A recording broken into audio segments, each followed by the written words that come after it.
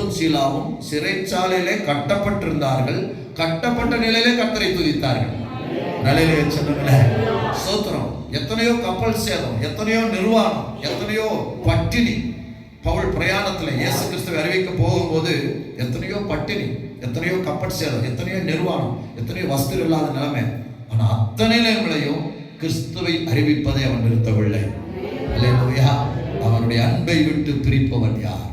அவருடைய அன்பை விட்டு எதுவுமே பிரிக்காது. மழை, தண்ணி, காத்து, சூறாவளி, பட்டினி, நிர்வாணம், நாசம், மோசம், எதுவுமே அவருடைய அன்பை விட்டு பிரிக்காது. அல்லேலூயா.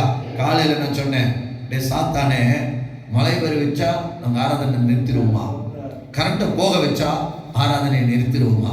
நீ என்னத்தை வர வச்சாலும் என்ன தடை பண்ணினாலும் எங்களுடைய ஆராதனையை நாங்கள் நிறுத்த மாட்டோம். அல்லேலூயா. கர்த்தரை ஆராதிப்பதை எந்த சக்தியாலும் தடுக்க முடியாது. அல்லேலூயா. கரண்ட் இல்லாட்டியும் ஆராதிப்போம். அல்லேலூயா.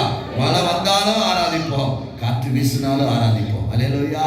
அதனால அந்த பவுண்டேஷன் இருந்தாதான் நம் கர்த்தருக்காய் எழும்ப முடியும். அல்லேலூயா.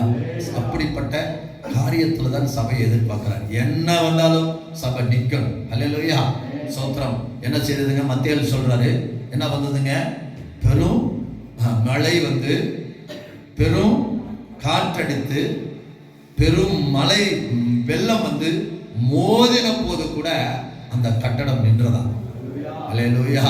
ஸ்தோத்திரம். அது கிறிஸ்துவாகிய கன்மலை மேல் கட்டப்பட்ட கட்டடம். அதனால பெரும் வெள்ளம் வரும், நம்முடைய வாழ்க்கையில பெரும் மழை வரும், பெருங்காற்று வரும். ஆனா கிறிஸ்துவுக்குள்ள இருந்தா உங்களை என்னை ஒன்றும் அசைக்காது. அல்லேலூயா.